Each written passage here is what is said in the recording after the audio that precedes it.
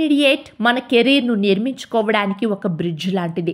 ఆ బ్రిడ్జ్ను సరైన క్రమంలో దాటితేనే మన కలల కెరీర్ బిల్డ్ చేయడానికి మంచి పునాది పడుతుంది. ఈ కారణంగానే దిగువ మధ్యతరగతి పేరెంట్స్ కూడా తమ పిల్లల ఇంటర్ చదువులకు స్తోమతకు మించి ఖర్చు చేస్తున్నారు.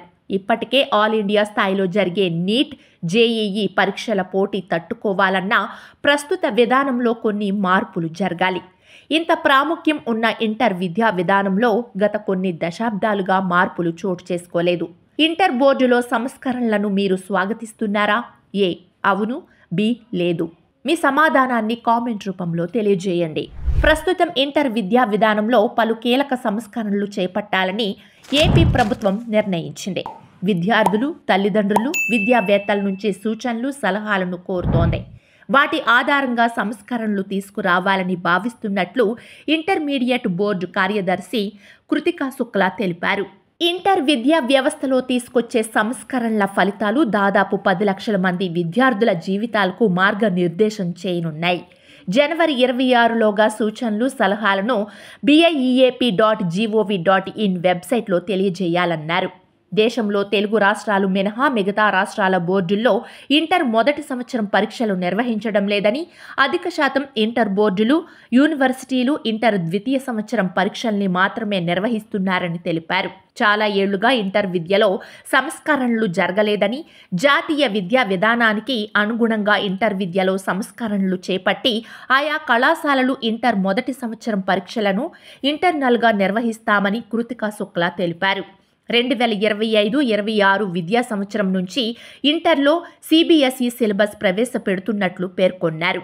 ఇంటర్ విద్యలో 4 విధాలుగా సంస్కరణలు చేయాలని భావిస్తున్నారు. సిలబస్ సవరణ, నూతన సబ్జెక్టు కాంబినేషన్ల ప్రతిపాదన, పరీక్షల్లో మార్కుల కేటాయింపు విధానం, ఇంటర్ ప్రథమ సంవత్సరం పరీక్షలపై నిర్ణయం తీసుకోనున్నారు.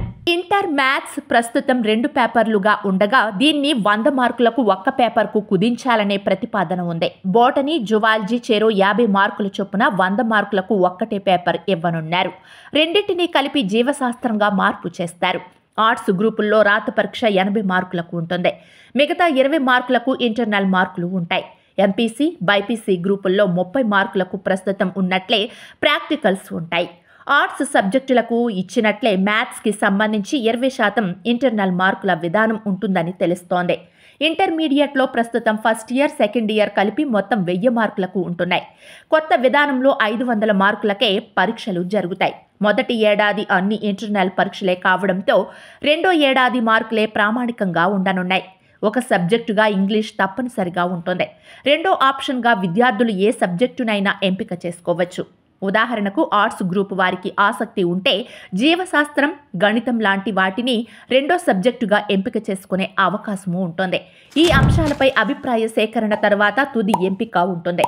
అనంతరం అధికారికంగా ప్రకటన చేయనున్నారు. పాఠశాల విద్యాశాఖ 2024-25 విద్యా సంవత్సరం నుంచి 10వ తరగతిలో ఎన్సీఈఆర్టీ పాఠ్య పుస్తకాలను ప్రవేశపెట్టిందని, తదనుగుణంగా 2025-26 విద్యా సంవత్సరం నుంచి ఇంటర్ ప్రథమ సంవత్సరంలో కూడా ఎన్సీఈఆర్టీ పాఠ్య పుస్తకాలను ప్రవేశపెట్టాల్సిన అవసరం ఉందన్నారు. జాతీయ స్థాయి పోటీ పరీక్షలైన నీట్, జేఈఈ సిలబస్లతో సారూప్యత సాధించాలంటే ప్రస్తుతం అమలులో ఉన్న సిలబస్ను సవరించాల్సిన అవసరం తప్పనిసరి. ఇప్పటికే దేశవ్యాప్తంగా 15కి పైగా రాష్ట్రాలు ఇంటర్ విద్యలో ఎన్సీఈఆర్టీ పాఠ్య పుస్తకాలను ప్రవేశపెట్టాయని కృతికా శుక్లా తెలిపారు. విద్యారంగంలో విశేష అనుభవం ఉన్న వైస్ ఛాన్సలర్స్, ఇంటర్, డిగ్రీ కళాశాలల అధ్యాపకులతో ప్రతి సబ్జెక్టుకు ఒక నిపుణుల కమిటీ చొప్పున మొత్తం 14 కమిటీలను ఏర్పాటు చేసి వారి సిఫార్సుల ప్రకారం మార్పులను చేయనున్నామన్నారు.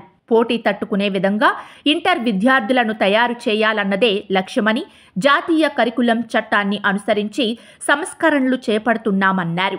ఈ సందర్భంగా అసలు ఇంటర్ ఫస్ట్ ఇయర్ పబ్లిక్ పరీక్షలు ఉండవు అంటూ వార్తలు వస్తున్న నేపథ్యంలో ఇది అవాస్తవమని, ఇంకా ఏ నిర్ణయమూ తీసుకోలేదని ఏపీ ఇంటర్ బోర్డు స్పందించింది.